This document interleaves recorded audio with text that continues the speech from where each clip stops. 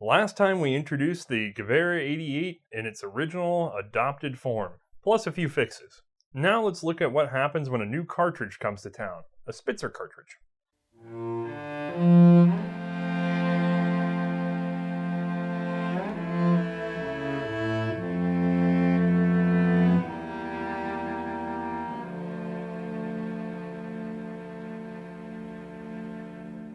Hi, I'm Othais, and this is the Gewehr 1888-05 rifle. Let's put it in the light doohickey. Still at 49 inches and weighing in at 8.7 pounds, a slight increase, this is a stripper clip fed 5-round box magazine rifle. We'll get to that in a moment. Now, taking a step back real quick, I want to point out that you need to have watched our previous episode on the 1888, and you might want to take a look at our episode on the Mauser 1898 in order to sort of know where we're going with this. Because when we talk about the 8805, it's really down to the introduction of the Spitzer cartridge in 1903. This cartridge shared case dimensions with the earlier 88, but a new pointed bullet. It's lighter, but the charge is higher, resulting in higher velocity. It would create the need for some adjustments to the Gewehr 88 rifles in service. Now, the first adaptation of the 88 to the new Spitzer cartridge won't actually be this gun just yet. It'll be the original 88, known as the 88S though, with one small change, and that is they went ahead and reamed out that chamber a little bit to fit the new cartridge. Now, this wasn't a complete overhaul for the Spitzer cartridge specifically. It was just done as sort of an emergency use thing so that if a battle broke out and somebody issued an 88 needed to use a Spitzer cartridge, they theoretically could, because they did not replace or change the sights for the new ballistics of the new cartridge. Instead, the 88s were expected to keep using the old ball ammunition with the end block clips, because that's what it's shipped with. It's shipped with end block clips, and we got a bunch of it in storage. And these are not frontline rifles anymore, so why not? We'll leave it all as one package. It'll get issued that way, and then if necessary, you'll be able to chamber the Spitzer cartridges. Not a bad idea. Reamed out 88s for the new Spitzer cartridge will be marked S on the receiver ring. Please take note that there was no attention paid to whether or not they had already had the deeper rifling cut or the Z barrel, so there's some chances for some higher pressure here. The S buys a little bit of time, but, it's not going to last forever. The 98's rolling out in big numbers. The Spitzer cartridge is clearly superior. The ball ammo is not going to last forever, and we can't have a mixture of end blocks and stripper clips all over the battlefield. So the Germans sort of have a choice. They can either surplus the existing 88s, or they can waste not, want not. They chose the latter. So for a lesser sum, they decided to go ahead and convert these into a stripper functioning platform. Like, they're going to load from the stripper clip, they're going to shoot the Spitzer around. Let's take a look at just what went into that, though. The first thing you're going to notice is that there has been a clip bridge added. This was done by taking two pieces of metal, fitting them, and then riveting them in place and polishing. If I go ahead and pull the original 88, and I'm sorry, this is a lot of hefty jumping, we'll have a basis for comparison. See? Not there, there.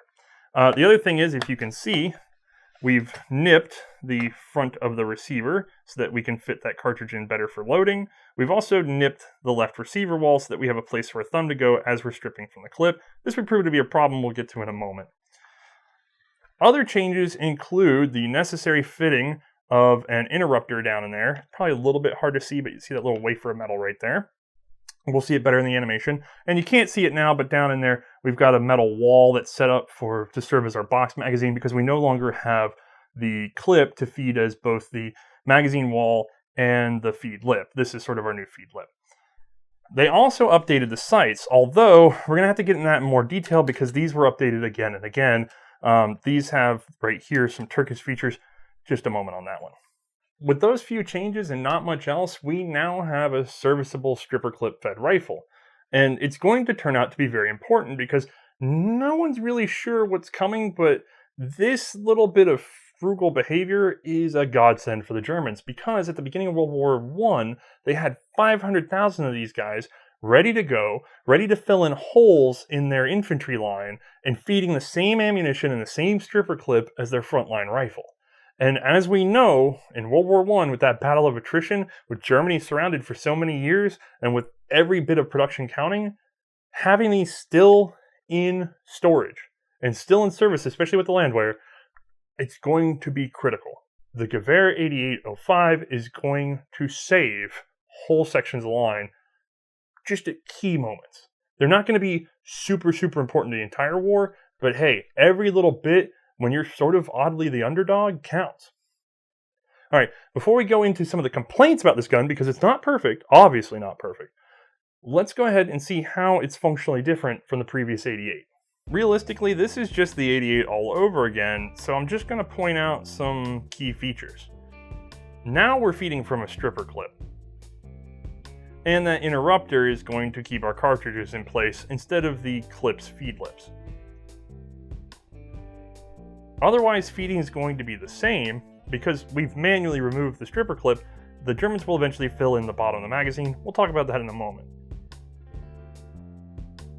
Realistically, for anything else about this gun, just watch the previous episode because the rest is the same right down to the safety. But we'll give it a full watch anyway.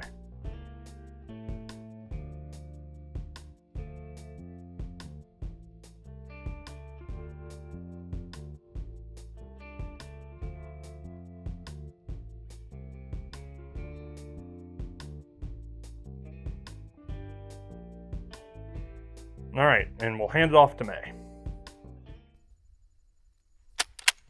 This time we'll load from our stripper clip.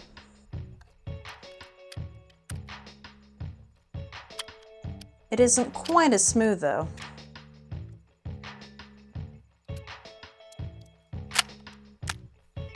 Aim and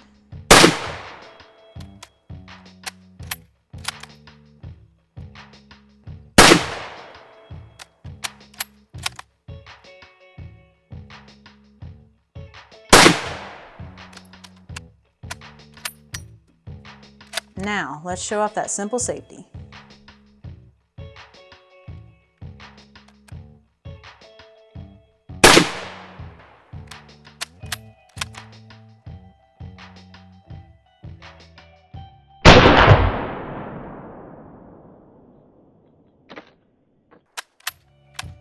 Looking at the damage, it's a little low and a shade wide. Back to Othais. Thank you, Mae, on behalf of all of us for your valiant efforts. We made excuses for the 88 because of its poor clip that we provided, but this time around, the 8805 really is a sticky gun. There's a reason for that. So, Germans noticed this too. For some reason, this with that Spitzer cartridge, when heated up, would start to bind, especially on extraction. And invariably, after you got through a couple dozen rounds, it would practically lock up like a Ross rifle, until it cooled off. Then it would work again, unlike a Ross rifle. But there were other problems. Notably, a few more barrels burst. This is probably because, again, the Germans didn't select for Z chambers and NM, barrel metal. Basically, a few of the poor qualities just kind of kept surviving. Honestly, most 88s and 88.5s in the collector's market today are going to be safe, not because they were ever all caught by the military, but because natural selection. The ones that were going to blow blew a century ago. Anyway, the other issue with this gun is going to come down to feeding the ammunition, and I'm going to zoom in for that. You'll see this thumb cut right here is a little far forward. The short story is you saw Mae strip those cartridges in there and chamber like normal, and it was a bit sticky. Well, apparently, if you don't have the cartridges set nice and far back, it does tend to bind. As a matter of fact, if I take two snap caps here and pop them in single load, which is a little tricky on the 88 since it was never really designed for it. Come on, baby. Especially when you're not looking at the thing. And I push them all the way to the rear. Notice I'm thumbing them back, right? Watch what happens. Nice and smooth. So this problem in particular was mostly solved through training. It was just keep them to the back, push them to the back. And that helped out with the feed a little bit. Also, while I'm zoomed in, I want to point out something. This cover on the bottom, that was a later addition. They were initially left open. But with the muck and mud in the trenches, 1914, we're going to need a cap. So these are shoved on to keep everything out of that action. They really weren't necessary before that because that's really not how they were fighting. Now, the cap was added to the 05, but also there were still original 88s in service. So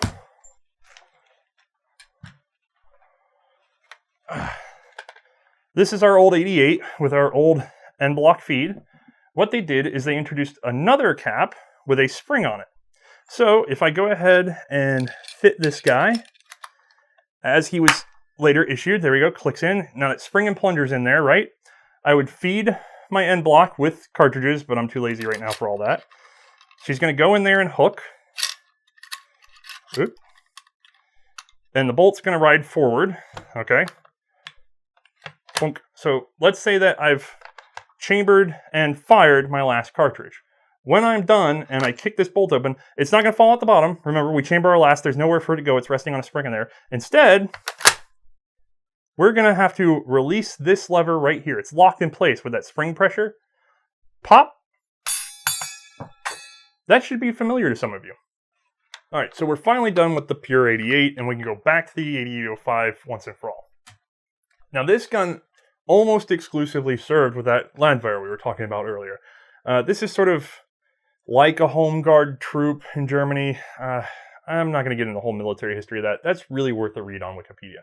But the Landwehr, they weren't supposed to be frontline, but of course in World War I, on several occasions they were, and on several occasions the 8805 went with them. So this gun really did fill in a necessary need for a little while. By 1916, however, they were completely rearmed with the 98. So these were back into storage, even though we're in the middle of a war. I mean, a few were still out there, but realistically, we're done with it, even in the middle of war. Good old German efficiency. But that's okay, because we know that Germany was now linking back up with the Ottoman Empire, and they needed help, desperately. So the sum total of the 8805s were meant to go over to the Ottoman Empire. Now, all of them didn't make it there, but a good majority did, and we're going to constantly see them with Ottoman and Turkish markings in the collector's market. So the number one change, though, and this was done by the Germans, was to the rear sight. They ground down the sight markings and restamped them with Arabic Indic numbers for easier use before being packed up. Funny enough, during modernization reforms post-war, many would be ground again and restamped with the original Arabic numerals, the ones that were on it to begin with. Despite their problems, these would serve pretty well with an army that was desperate for any repeating rifles at all. They were retained by the Turks post-war and would even see further updates in the 1930s to conform to a standard Mauser 98 pattern. This is the Gewehr 8805-35, a rifle we'll cover in the future. At this point in the story, we now have the 88, the 88S, the 8805, and we've mentioned the much later 8805-35. I'll go ahead and mention that the Chinese also adopted the gun and would adapt it to their Hanyang 88. That is not the end of the story for models, though, because, as you know, going into World War I, just like I said, because, hey, we have the existence of that clip system, we still have original 88s laying around. And so in steps a man named Will Oscar and the company Venus Waffenwerk. Oscar decides to do the same stripper clip conversion with simpler material for cheaper. Here we see the 8805, and this is the 8814. Its bridge was welded on instead of riveted. It had an improved interrupter angle and fit, which resulted in better feeding. That whole big box in the magazine well was replaced with just a simple wedge at the rear, and it seemed to work fine. Venus Waffenwerk also now inspected for shallow barrels, which were to be deepened up to that Z standard. They charged extra for this, by the way. With that, you'd think that the 8814 would be a dramatic improvement, but unfortunately the execution was very poor. There were problems with rust and just overall poor care and transport and cleanup. Honestly, Venus Waffenwerk even went so far as to say we were never paid to clean them. On the top of that, they weren't rematching the parts. And remember, these are finely fitted rifles to begin with. So if you take a bunch of mismatched parts and try to force reassemble them, you're going to have problems with the guns, which led to just overall complaints of shoddy workmanship. And so when received, you had depots and arsenals that were sending in guns in good shape that just needed to be converted to the new Spitzer cartridge, and they're coming back with rust buckets that are mismatched and handled poorly. Everybody's upset. They send in inspectors, and lo and behold, a lot of those rifles that were re-inspected, that were supposed to have been reamed for the deeper bore, that they had been charged for the deeper rifling, they weren't re-reamed. So Venus Waffen work ended up being, heavily sat on by inspectors for the last couple months of production, but by then most of them had already shipped, and you're in the middle of the war, nobody's going back and retouching those things. So with 50,000 made, it's not the most common rifle as is, and because of the general poor shape of most of them, attrition was very high, and they weren't really retained after the war, which makes the 8814 extremely rare in the collector's market today. Recapping, we now have the 88, 88S, 8805, 8814. We've casually mentioned the Chinese Hanyang 88, which is going to be another episode, and the Turkish 880535, again another episode. That about wraps it up for major variants, minus the carbines. We will get to those later. We want to have some detailed ones in front of you. Those first 4 German versions all use the same bayonet pool, which came from earlier rifles actually. Primarily, the short and modern 7184 served with the 1888. It had been developed for the Mauser 7184, but its adoption dragged on due to imperial love for long, shiny knives. But reason finally won out, and it would start rolling out with the new 1888 rifle, not with the previous 84. The rifle remained compatible with many previous models. There's a lot here, but I'll go ahead and cover 2, the old M69 and the old M71. Anyway, the 8805 would serve with the Ottomans through World War I, and again in through World War II, not that they really had much to do in that conflict, but like we said, it was modified and retained. We also know that numbers were sold off to China, and small batch to Ethiopia. Mostly, though, they were just anything that hadn't made it to the Ottomans was mostly just tossed out by the Germans after the Treaty of Versailles started limiting all of their availability for rifles in their country. They wanted to retain as many 98s as possible, so there wasn't much of a reason to keep this old dog around. They still, however, were a very, very, very important design in modern firearms history because so many guns were descended from it, especially in the World War I conflict. We're going to see a lot of Gewehr 88 derived guns coming out of Steyr. These include the Romanian 93 rifle and carbine, the Portuguese 96, the Dutch Mannlichers, and the Greek Mannlicher Schonauer. All tweaked and reworked by Ferdinand Mannlicher and Otto Schonauer, but we'll get to each of those in time. All that's left for this guy, however, is to hand it off to Mae and get her opinion on shooting the 8805. We've made a little room, we've got a little Mae, and as you can tell by the fact that we haven't changed clothes and it's been 2 weeks since last episode, we never bathe. Alright, so we've got the 8805. Remember, if you've seen our previous episode, this is an improvement of the 88. Well, rather an adaptation, not an improvement. Let's get Mae's opinion on this little gun and see if it did a little bit better than its precursor for. So there you go. Thanks. Are there any real differences in handling for you? There really wasn't that much of a difference between this one and the 88. However, I will say this one was stripper clip fed, which I did find more difficult, mostly because I had to make sure the rounds were seated all the way back when I was feeding them in. Otherwise, I wouldn't be able to pick up the next round easily. It would get stuck. And then as far as feeding each round, it was incredibly stiff. It was more stiff than the 88 in my opinion. And the 88 had the excuse of a hack job redone clip. I mean, we took a Dremel to it, as you remember. This gun is functioning just as it should be, and still functioning poorly. Which leads me to something else I should probably ask you about. Do you want to tell them about the heat? Oh God, that was awful. So, don't get me wrong, this was hard to feed in, but as we continued to use the rifle, as it got hotter and hotter, extracting each round became more and more difficult. You could see me struggling towards the end of each cycle as the shots went on. It was insanely hard. Again, we have not found a reliable source that tells us why exactly this happened, and we're terrible speculators. We just want to be information communicators. So, we leave it to you guys to hash all that out in the comments.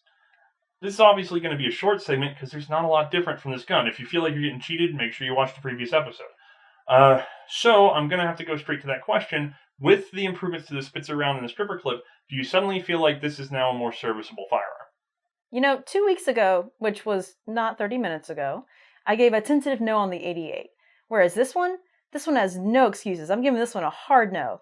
Feeding was hard, and then as the time went on, extraction became hard. I would definitely not take this into battle. It beats having a black powder in some areas. I certainly would take it over a tube loader, but this gun is no more than a reserve weapon, and it really shouldn't see sustained fire. On that note, though, I guess we've sort of wrapped out the 88 and 8805. I will say, if anybody has one of the rare 8814s for us to borrow, we'd be happy to let May take a small episode, shoot at one, and give an updated opinion on that gun, because supposedly it feeds great. Although I'm not really sure if it has any benefit on extraction. I would like to try that, so please. All right. Well, we're going to go ahead and say goodbye. Don't forget, updates are after the credits, and golly, we love you all. See you guys.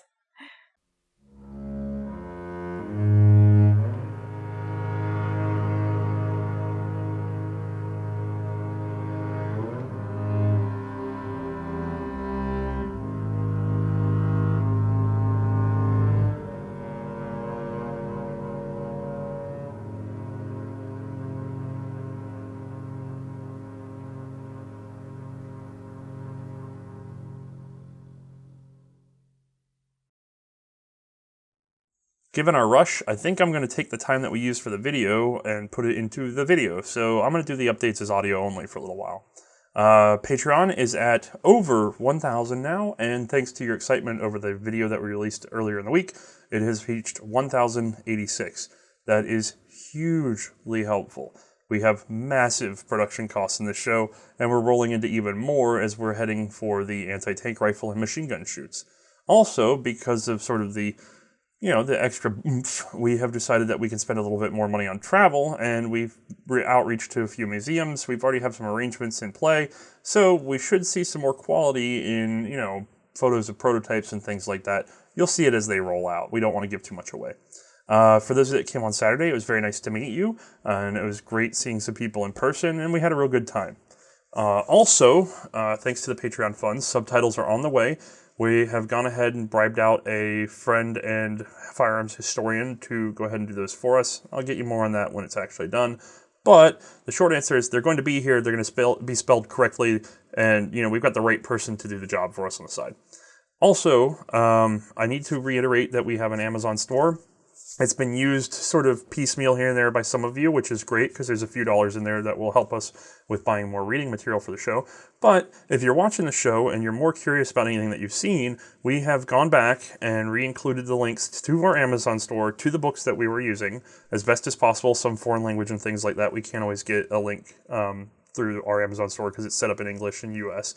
But if you go through our store, we get a taste. The price is no different to you whatsoever, and it's sort of curated for you just a little bit. I'll try to put some more time into it down the road, but you get the idea. It's right there. It costs you nothing, and it gives us a little bit more in the bank to go ahead and buy more reading material that we can then recommend to you that you can buy that will give us more dollars. So hopefully that will help out quite a bit. All right, that's it, guys. We love you all, and good night.